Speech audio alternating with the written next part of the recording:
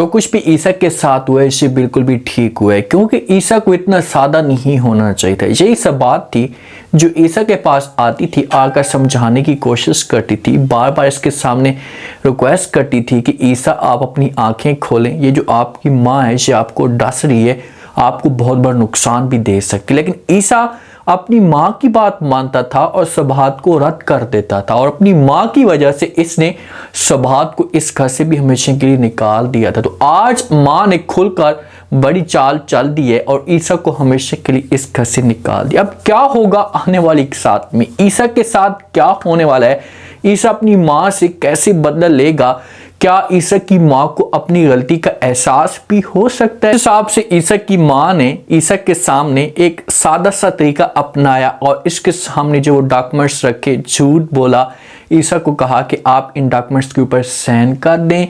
Sign जब करेंगे, इसे जो डॉक्यूमेंट्स हैं ये जायदाद के नहीं है, मेरे भाई के हैं, उसकी हालत ख़राब है। झूठ बोला था इसके सामने और ईसा ने आंखें बंद करके उन डॉक्यूमेंट्स के ऊपर साइन कर दिए। सबात वहां पर मौजूद थे और सबात को शक था। सबात ने ये बात की थी और इसने बाबा ईसा को समझाया भी था कि ईसा आप जो कुछ भी करें इसे गलत करें, आपको ऐसा नहीं करना चाहिए। लेकिन ईसा उस वक्त भी अपनी माँ की बात मान लेते और सबात को इनकार कर देते। ये डॉक्यूमेंट्स के ऊपर साइन कर देते हैं। जैसे उन डॉक्यूमेंट्स के ऊपर साइन होते हैं तो उसके बाद जितनी भी जायदाद होती है सारी की सारी माँ के जिम्मे आ जाती है। पहले जो जायदाद होती थी ये ईसा के नाम थी और माँ कोशिश कर रही थी कि किसी तरह से ईसा से मैं सब कुछ छीन लूं। अब जैसी माँ के नाम हुई है ना, तो उसके बाद माँ अपना असली भयानक चेहरा दिखाना शुरू करती थी। घर का जो माहौल होता है इसे खराब होना शुरू हो जाता है।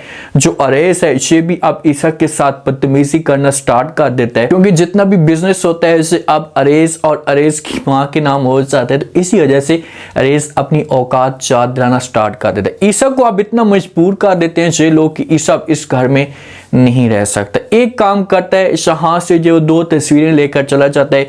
एक तस्वीर अपने वालिद की लेकर जा सकता है, शायद दूसरा से अपनी माँ की भी तस्वीर लेकर जा सकते हैं। जब यहाँ से जाने लगता है तो ये अपने चाचू के पास आता है और आकर इसके साथ खोलकर बात करता है। ऐसे कहता है कि मेरी माँ को ये मेरा मैसेज दे देना, मैं यहाँ से जा रहा हूँ, सिर्फ उससे अपनी 2 तस्वीरें अपने साथ लेकर जा रहा हूँ, बाकी कोई चीज़ पे अपने साथ लेकर नहीं जा रहा। तो आगे से चाचू जब ये माहौल देखेगा ना तो इस मामले में बड़ा परेशान हो जाएगा और ये ईसा से पूछने की कोशिश करेगा।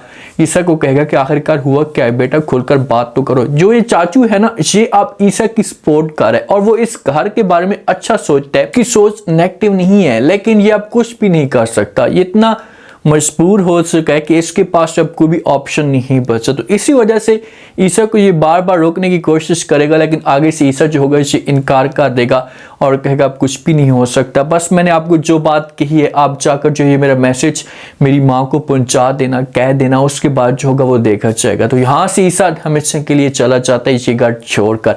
लेकिन जब से ईसा ये घर छोड़कर जाएगा तो उसके बाद देखना कि इस घर के बर्बादी के जो दिन होंगे ये स्टार्ट हो जाएंगे और ये घर मुकम्मल तौर पर रेसा रेसा हो जाएगा।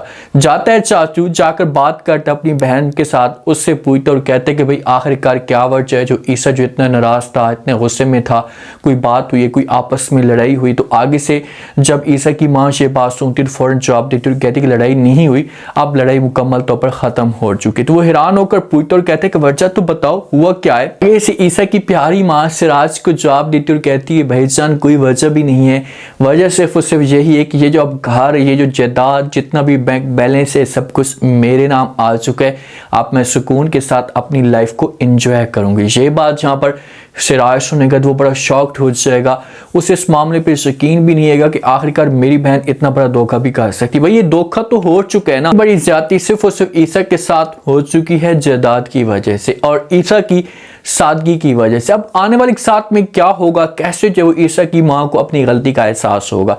जब से ईसा इस घर से जाएगा तो उसके बाद अरेज अयाशियां करना शुरू कर देगा। अरेज का जो छोटा भाई है ये भी अब वापस आकर ये भी अब अयाशियां करेगा और ये जो ख़ानदान होगा ऐसे सब बिगड़ना शुरू हो जाएगा। पहले ये लोग अयाशियां करते थे लेकिन ईसा अपने बिजनेस के ऊपर फोकस करता था तो इतना बड़ा कोई लॉस नहीं होता था। अब कोई भी इस बिजनेस को नहीं देख पाएगा, कोई भी इस घर के ऊपर तवज्जो नहीं देगा तो ये सारा का सारा घर बर्बाद होना शुरू हो जाएगा। जो इसकी बहन बैठी हुई इसराज की जो बेगम है समझो, उसकी नज़र सिर्फ और सिर्फ इसी पॉइंट पे थी कि ईसा जब ये घर छोड़कर जाएगा तो उसके बाद फिर मैं इस पूरे घर को मुकम्मल तौर पर अपने कंट्रोल में कर लूंगी। शकील के पास तो समझो कि सारा का सारा अख्तियार आना शुरू हो जाएगा। शकील पहले भी इस बिजनेस को देख रहा था, अरेज तो इतनी तवज्जो नहीं देता था, तो आएगी और आकर बात करेगी शकील की माँ अपनी बहन के सामने कि भाई हमारे पास यही वक्त है, मैं अब चाहती हूँ ये सारे के सारे बिजनेस को, पहले भी शकील देख रहा था तो अभी भी शकील देखेगा और शकील इस बिजनेस के बारे में अच्छा सोच है, तो ये जिम्मेदारी शकील को मिल सकती है। पहले शकील चोरी चुपके से पैसे चोरी करते था, अब ये खुलकर जो सारा का सारा पैसा यहाँ से हड़प करने की कोशिश करेगा। ये तो घर हो जाएगा बर्बाद, और होना भी चाहिए। देखें ठीक है, ईसा की सादगी थी, माँ ने फायदा उठाने की कोशिश की, चलो वो बात साइड पे रख लेते हैं, लेकिन माँ को भी तो कम से कम सोचना चाहिए था कि यार मैं उस बेटे को जुदा कर रही हूँ जो मेरा सगा नहीं है लेकिन मेरे साथ बहुत ही मुखलिस है। अपनी ज़बान से जो भी अल्फाज निकालती थी, जो भी बात कहती थी, तो ईसा भागकर सारी की सारी डिमांड पूरी करने की कोशिश करता था। तो यहाँ पर माँ को सोचना चाहिए था कि मैं इतनी बड़ी मिस्टेक क्यों और किस वजह से कर रही हूँ। अब ये अरेज इसका जो सगा बेटा है वो अब सब कुछ इस घर को संभालेगा, सारे बिजनेस को संभालेगा, तो फिर जाकर माँ को लग पता चलेगा अब ईसा कहाँ जाएगा। ईसा कहीं पर भी नहीं जा सकते, ईसा के पास कोई और ऑप्शन है ही नहीं। ईसा सिर्फ और सिर्फ अब जाएगा तो सबात के पास ही जाएगा, क्योंकि सबात इतनी दिल की अच्छी है कि से कभी भी ईसा को रद्द नहीं करेगी। अगर ईसा आज भी सबात के दरवाजे पे जाता है तो सबात जो इसे एक्सेप्ट कर लेगी और खुशी के साथ रहना स्टार्ट कर देगी। अब ईसा कोई ना कोई जॉब करना स्टार्ट कर जाएगा, किसी जगह पर जो जाकर जॉब करेगा, अपना काम करेगा, इस तरह से घर का सर्कल चलाता रहेगा और ईसा की जिंदगी में सुकून भी आना शुरू हो जाएगा। पहले घर की वजह से बहुत सारा परेशान था, घर की कोई ना कोई परेशानी इसके दिमाग में चढ़ी रहती थी, माँ कोई ना कोई इसके सामने डिमांड रखती थी, तो इस वजह से ईसा की टेंशन में हर रोज इजाफा होता जा रहा था और ये बंदा डिप्रेशन में रहता था। अब सिर्फ उसे इसकी अपनी टेंशन होगी, जॉब होगी, तो किसी किस्म की कोई परेशानी नहीं होगी, अपनी लाइफ को सुकून के साथ जिएगा। ईसा और सबात खुश रहना स्टार्ट कर देंगे, अब ये अपनी जिंदगी में एंजॉय करेंगे, इनके पास अब कोई तीसरा बंदा मौजूद नहीं होगा, तो ईसा की जिंदगी में सुकून आएगा। लेकिन ईसा की जो माँ है इसकी जिंदगी में ऐसे ऐसा गम आना स्टार्ट हो जाएंगे, इसकी सारी की सारी जायदाद, इसका सारा का सारा जो पैसा है इसे ऐसे ऐसा बर्बाद होना शुरू हो जाएगा और इसे पता तक नहीं चलेगा। अभी तक शकील की असलियत भी खुलकर नहीं आई ईसा की माँ के सामने। जब ईसा की माँ के सामने ये असलियत भी खुलकर आएगी कि भाई शकील ने और शकील के ख़ानदान ने मेरी बेटी की ज़िंदगी बर्बाद की है, तो फिर उस वक्त देखिए क्या होगा। इतनी बिखर जाएगी,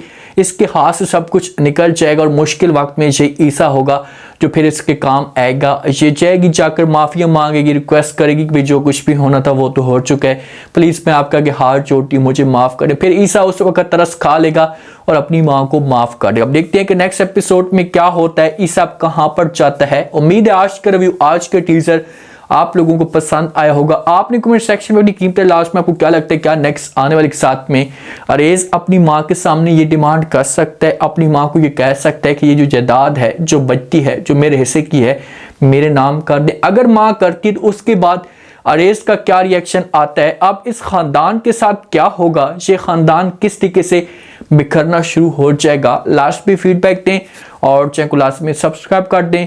शुक्रिया, अल्लाह हाफिज।